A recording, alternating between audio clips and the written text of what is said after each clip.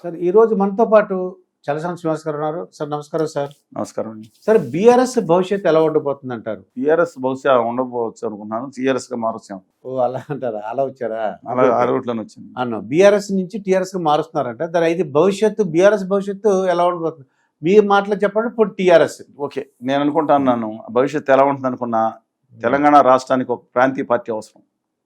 తమ అస్తిత్వం కోసం, తమ హక్కుల కోసం, తమ ఆత్మగౌరవం కోసం తెలంగాణలో ప్రజానీకం, తెలుగు ప్రజానీకం ఎవరు పోరాడినా సరే అందులో భాగంగా తెలుగు జాతి బిడ్డలో ఒకళ్ళైనా వాళ్ళ అస్తిత్వం నిలబడాలి.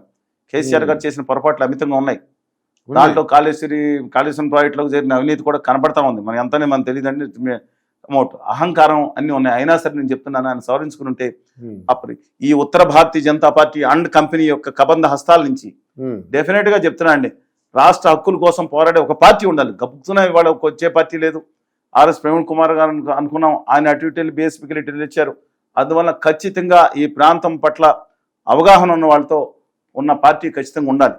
లేదు. అలాగే ఆంధ్రప్రదేశ్లో కూడా ఉత్తర భారతీయ జనతా పార్టీ కబంధ హస్తాల్లో చిక్కుకుని గిలగిలగిలగలాడుతున్న పక్షుల్లాగా మీరు అక్కడ కనపడవచ్చు. ఇద్దరు చేతిలో ఉన్న తెలుగుదేశం పార్టీ అలాగే వైఎస్ఆర్ కాంగ్రెస్ పార్టీ కూడా ఉండాలని కోరుకుంటున్నాను. తప్పనిసరిగా పార్టీలు ఉండాలి. ప్రాంతీయ అస్తిత్వం కోసం వారి కుటుంబ పార్టీని సవరించుకుని ప్రాంతీయ పార్టీలకు ఉండాలి. బీఆర్ఎస్ కనుక టీఆర్ఎస్ గా మార్చుకుని, మా ఉద్దేశం ఏంటంటే పక్కన తోటి వాళ్ళ మీద విద్వేషం ఏదైతే చిమ్మారో మానుకుని ఇవాళ ఎవరు వచ్చారు మీ ప్లీజ్ టేక్అవుట్ అండి. ఇవాళ మీరు దిల్సుఖ్ నగరో లేదా ఇంకో ప్రాంతం నిలిచోండి, అక్కడ 10 ఇక్కడ సామాన్యుల వయసులు బీసీలు షాపులు ఉండేవి. ఇవాళ కానీ ఇవాళ మొత్తం మీరు 99% వచ్చి మా గుజరాతీ మార్వాడి వ్యాపారులు ఇచ్చారు. వ్యాపారం చేసుకోవచ్చు, నేను కాదన్ను. కానీ ఇవాళ అహంకారం మేము ఎందుకు చూస్తానంటే, విజయవాడ నడిబొడ్డులో మేము ఉద్యమం చేస్తున్న నేపథ్యంలో మేము ప్రత్యేక హోదా కోసం మాకు సంఘీభావం తెలంగాణ తెలియజేసింది. అక్కడ 1 టౌన్ బంద్ ప్రకటిస్తే మొత్తం గుజరాతీ వ్యాపారులు వచ్చారు. ఒక్కటి షాప్ కూడా బంద్ కన్నా నయ్యాయి. హిందీలోనే మేము మాట్లాడుతాం, గుజరాత్లో మాట్లాడుతాం. ఏంటండి ఇది? అక్కడ నడిబొడ్డును తీసుకొచ్చి బలహీన వర్గాల విద్యార్థులు రవికిరణ్ అండ్ వాళ్ళు మీకు నెట్లో చూడండి, ఓపెన్ చేయండి.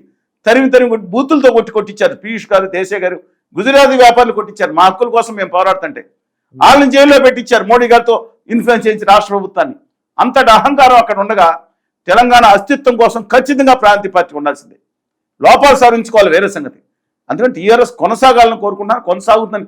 ఈ ఎన్నికల్లో తక్షణంగా బీజేపీ చేసే కుట్రల నుంచి బయటపడి నిలబడాలను. వాళ్ళు చేసిన పొరపాట్లు కట్టుకుని మా గుండెలు గాయపడ్డాయి వాళ్ళు మాట్లాడినప్పుడు. ఇంత ముందు తోటి తెలుగు బిడ్డలను ఏ విధంగా మాట్లాడారు, ఎంత అసహ్యంగా మాట్లాడారు. కులాలను మతాలను కూడా మాట్లాడారు. బ్రాహ్మణులు అక్కడ సరిగ్గా చేయరు, ఇక్కడ చేయరని ఒక విధంగా మాట్లాడారు.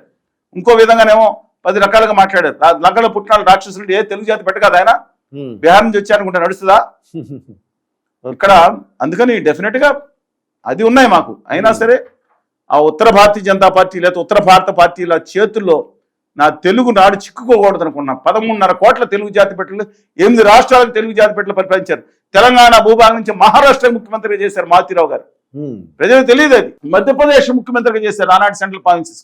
కర్ణాటక ముఖ్యమంత్రిగా చేశారు తెలుగు బిడ్డలు. తమిళనాడు ముఖ్యమంత్రి ఇప్పుడు తెలుగు బిడ్డే కదా, వారసులే కదా, అంతకుముందు ఆయన చేశారు.